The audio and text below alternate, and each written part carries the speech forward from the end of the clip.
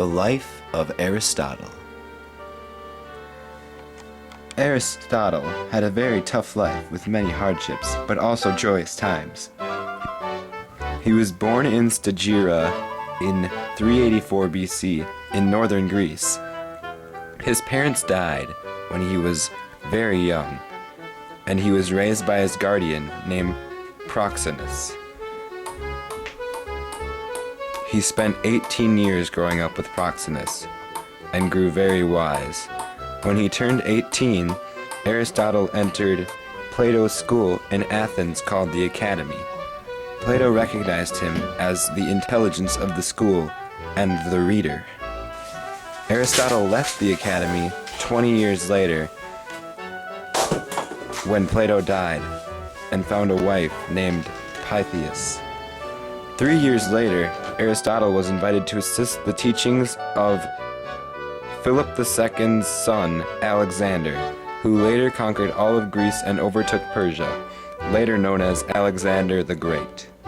7 years later, Aristotle stopped teaching Alexander, and 2 years after that, opened up a school in Athens called the Lyceum.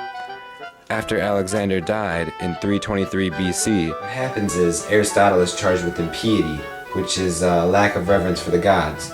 They probably don't like that he had a close relationship with Alexander the Great, the one who had conquered them, so they wanted to kill him. He is afraid because this is exactly what has happened to Socrates, another great philosopher before him. So he's like, man, I gotta get the heck out of here, and he just runs.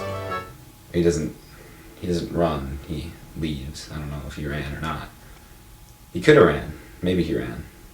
Probably not. No. He fled to a city called Chalcis and died a year later. He was a very wise man and with very smart teachings and amazing writings. He was a great philosopher and will always be remembered. The end.